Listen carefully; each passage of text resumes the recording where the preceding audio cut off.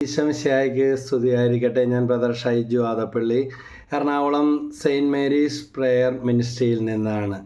സുഭാഷിതങ്ങളുടെ പുസ്തകത്തിൽ 11-ാം അധ്യായം, സോളമൻ രാജാവിൻ്റെ സുഭാഷിതങ്ങളിൽ 11-ാം അധ്യായം 24-25 വാക്യങ്ങൾ. ഒരാൾ ഉദാരമായി നൽകിയിട്ടും കൂടുതൽ ധനികനാകുന്നു, നൽകേണ്ടത് പിടിച്ചു വച്ചിട്ടും മറ്റൊരുവൻ്റെ ദാരിദ്ര്യം വർദ്ധിക്കുന്നു. ഉദാരമായി ദാനം ചെയ്യുന്നവൻ സമ്പന്നനാകും, ദാഹജലം കൊടുക്കുന്നവന് ദാഹജലം കിട്ടും. ഈശോമിശിഹായ്ക്ക് സ്തുതിയായിരിക്കട്ടെ. അപ്പോൾ ഒരാൾ നല്ല രീതിയിൽ ദാനധർമ്മവും പരിഹാര പ്രവൃത്തിയൊക്കെ ചെയ്തുകൊണ്ടിരിക്കുകയാണ്. പക്ഷേ ആളുകൾ വിചാരിക്കും ഇയാൾ മുടിഞ്ഞു പോകേണ്ട കാര്യം പോക്കാണ്, രക്ഷയില്ല. കണ്ടുവരുന്നത് ഇതാണ്: കൊടുക്കുന്തോറും ഏറുന്ന ധനം കള്ളന്മാരിത് കൊണ്ടുപോവുകയില്ല. വിദ്യാഭ്യാസത്തിൻ്റെ കാര്യം പറഞ്ഞതുപോലെ വിദ്യാധനം സർവ്വധനാൽ പ്രധാനം എന്ന് പറയും. ഇതുപോലെ തന്നെയാണ് ദാനധർമ്മത്തിൻ്റെ കാര്യവും. അത് നമ്മളെ നാശത്തിലല്ല, കുടുംബത്തിൻ്റെയും തലമുറകളുടെയും വിശുദ്ധീകരണത്തിനും പാപങ്ങളുടെ പൊറുതിക്കും കടങ്ങളുടെ മോചനത്തിനുമെല്ലാം ഈ ദാനധർമ്മം പരിഹാര പ്രവൃത്തി സഹായകമായിരിക്കുമെന്ന് ഈ വചനങ്ങളിലൂടെ നമ്മൾ കാണുകയാണ്. അപ്പോൾ അവിടെ ഒരാൾ ഉദാരമായിട്ട് നൽകിയിട്ടും കൂടുതൽ ധനികനാകുന്നു. ഇങ്ങനെയുള്ള പലരെയും ഞാൻ കണ്ടുമുട്ടിയിട്ടുണ്ട്, എനിക്ക് നേരിട്ടറിയാം. പക്ഷേ നൽകേണ്ടത് പിടിച്ചു വച്ചിട്ടും മറ്റൊരുവൻ്റെ ദാരിദ്ര്യം വർദ്ധിക്കുന്നു. അയ്യോ കഷ്ടം എന്ന് പറഞ്ഞാൽ ഒരു 10 പൈസ പൊട്ടിക്കാൻ ഭയങ്കര വിഷമോ, പിശുക്ക് ലുബ്ധവർത്താനമല്ലാതെ പറയത്തില്ല. നാട്ടുകാർ മുഴുവൻ ചിലപ്പോൾ ഇരട്ടപ്പേരിട്ട് വരെയും വിളിക്കും. എന്നോടൊരാൾ പറഞ്ഞതാ, എന്നെക്കുറിച്ച് എച്ചി എന്നല്ലേ അവർ പറഞ്ഞത്. അതെ ഞാൻ കഷ്ടപ്പെട്ടുണ്ടാക്കുന്ന കാശ, ഞാൻ വിടത്തില്ല എന്ന്. അപ്പോൾ എൻ്റെ അടുത്ത് ഒരാൾ എന്നെ അയാളുടെ ഒരു കാര്യത്തിന് വേണ്ടി വിട്ടപ്പോൾ എന്നെക്കുറിച്ച് അയാൾ എന്നെ എച്ചി എന്നല്ലേ വിളിച്ചതെന്ന്. കോടികളുണ്ടെങ്കിലും ആവശ്യമുള്ള കാര്യത്തിന് പോലും ആവശ്യത്തിൽ കൂടുതൽ ലുബ്ധ് കാണിക്കുന്ന അവസ്ഥ.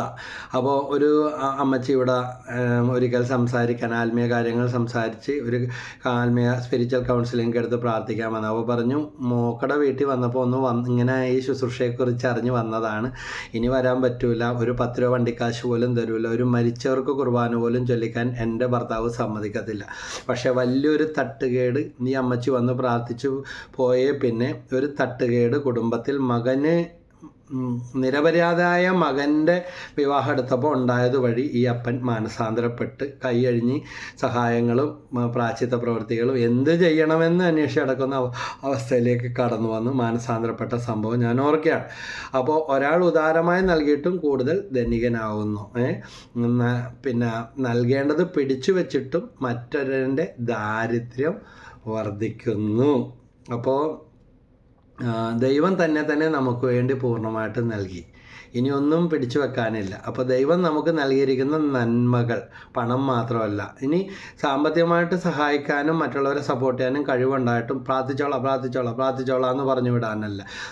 നമുക്ക് ദൈവം ഓരോ കടമകൾ ഏൽപ്പിച്ചിട്ടുണ്ട്. പക്ഷേ സർപ്പങ്ങളെ പോലെ വിവേകളും പ്രാവുകളെ പോലെ നിഷ്കളങ്കരും, അല്ലെങ്കിൽ ഈ പ്രസംഗിച്ചുകൊണ്ടിരിക്കുന്ന പോലെ തന്നെ മുക്കി വെച്ചിട്ടും കുഴിയിലിറക്കി വെച്ചിട്ട് 2 ചവിട്ടും കൂടെ തന്നിട്ട് പോകുന്നവരുണ്ട്. അതുകൊണ്ട് ദൈവം ഏൽപ്പിക്കാത്ത ജോലിയൊന്നും ചെയ്യാൻ നമ്മൾ പോകണ്ട. എന്നെ പോലെ തന്നെ ശുശ്രൂഷ ചെയ്യുന്ന വലിയൊരു ശുശ്രൂഷകൻ, വലിയൊരു ധ്യാനഗുരു അടിഞ്ഞ് താഴെ പോയി. കാരണം വിവേകമില്ലാത്ത, ദൈവം ഏൽപ്പിക്കാത്ത സഹായങ്ങളും പരിപാടികളും ചെയ്യാൻ പോയി. അപ്പോൾ ദൈവത്തോട് ആലോചന ചോദിച്ച് പ്രാർത്ഥിച്ച് നന്മ പ്രവൃത്തികൾ ചെയ്യാൻ വേണം, ദാനധർമ്മങ്ങൾ ചെയ്യാൻ വേണം. അതേസമയം വിവേകമില്ലാതെ ആയിപ്പോയാൽ എങ്ങനെ ആരെ കുഴിയിൽ ഇറക്കി വെക്കാം എന്ന് അന്വേഷിച്ച് നടക്കുന്നവരുണ്ട്. ചീത്തപ്പേരും വരും, ദാരിദ്ര്യവും പിടികൂടും. ഈ പകർച്ചവ്യാധി ഉള്ളിടത്ത് പോയാൽ എന്ത് സംഭവിക്കും? പകർച്ചവ്യാധി പിടിക്കും. അതിൽ വല്ല അതിശയം വിചാരിക്കാനുണ്ടോ?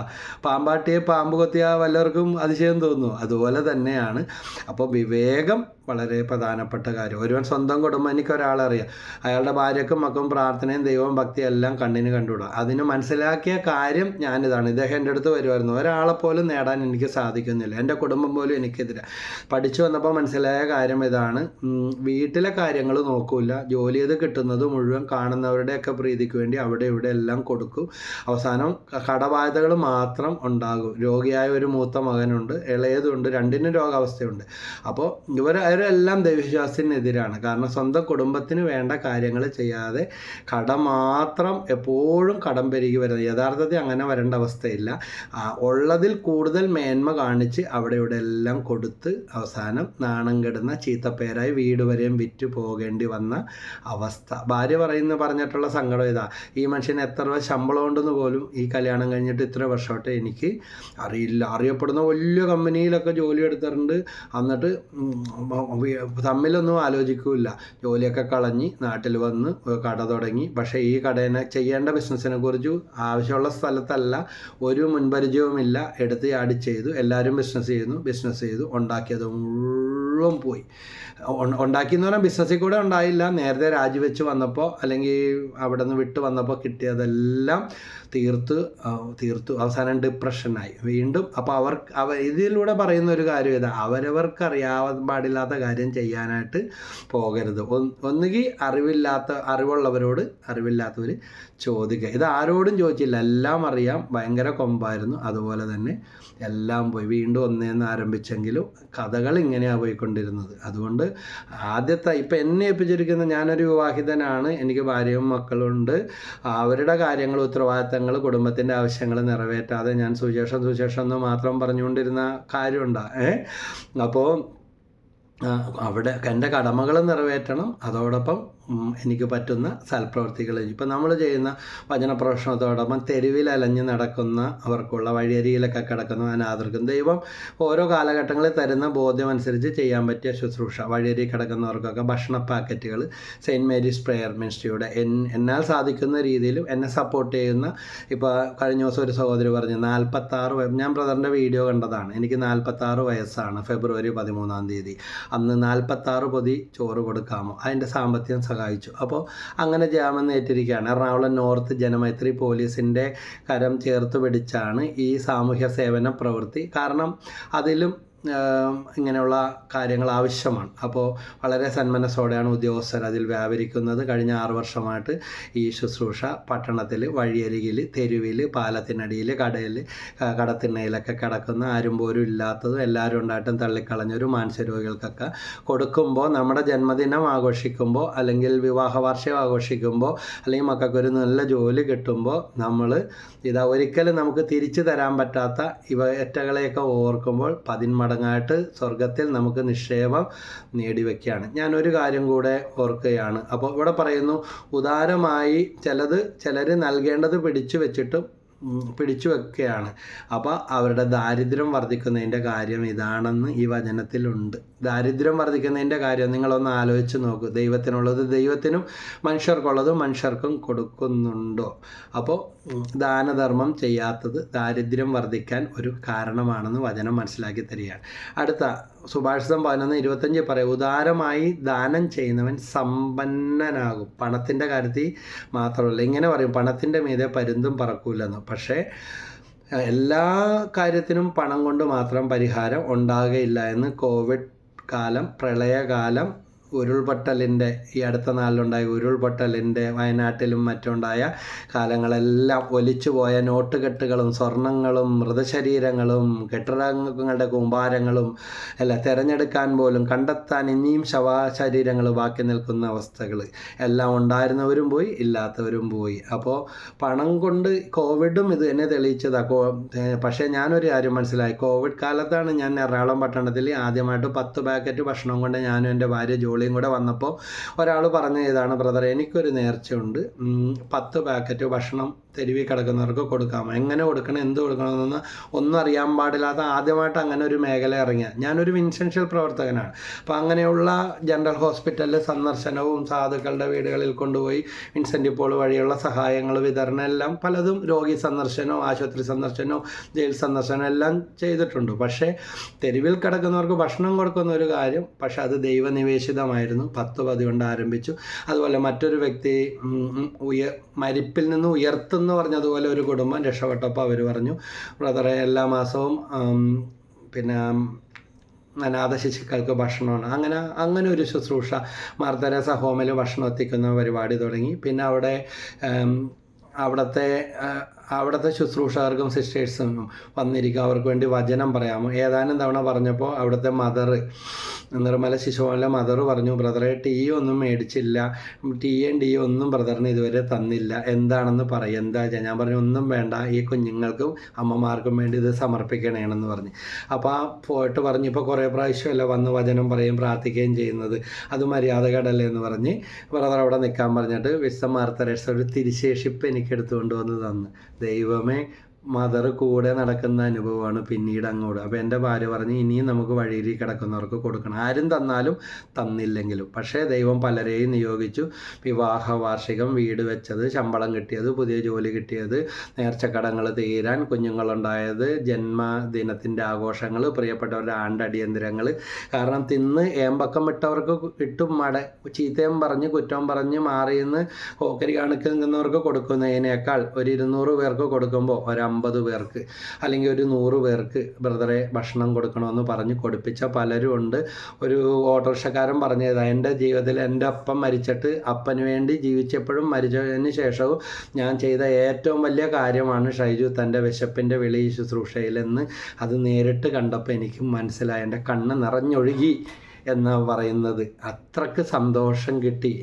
അത് ഇനിയും ചെയ്യണമെന്ന് എനിക്ക് ആഗ്രഹമുണ്ട് എന്ന്. കാരണം ഇങ്ങനെയൊന്നും വിചാരിച്ചിട്ടുണ്ടായില്ല. താൻ ഇങ്ങനെയൊക്കെ കൊണ്ടുപോയി കൊടുക്കുന്നു അല്ലെങ്കിൽ ഇതൊക്കെ ചെയ്യുന്നു പറഞ്ഞപ്പോൾ അത് സ്വീകരിച്ചപ്പോൾ അവർ കഴിക്കുമ്പോൾ അതെല്ലാം കണ്ട് എൻ്റെ കണ്ണ് നിറഞ്ഞ് ഒഴുകിപ്പോയി എന്ന്. എൻ്റെ അപ്പന് നേരിട്ട് കൊടുത്തതിനേക്കാൾ, മരിച്ചുപോയ അപ്പന് വേണ്ടി കൊടുത്തതിനേക്കാൾ സന്തോഷമാണ് തോന്നിയതെന്ന് പറഞ്ഞിരിക്കുകയാണ്. പലപ്പോഴും ഒരുപാട് സമ്പന്നരൊന്നുമല്ല, ഇല്ലായ്മയും ബുദ്ധിമുട്ടും സഹനങ്ങളുള്ളവരാണ് ഇല്ലായ്മയും മാറ്റിവെച്ച് ഈ ശുശ്രൂഷയിലൊക്കെ സഹായിക്കുന്നതും സപ്പോർട്ട് ചെയ്യുന്നതും മറ്റുള്ളവരോട് പറയുന്നതും.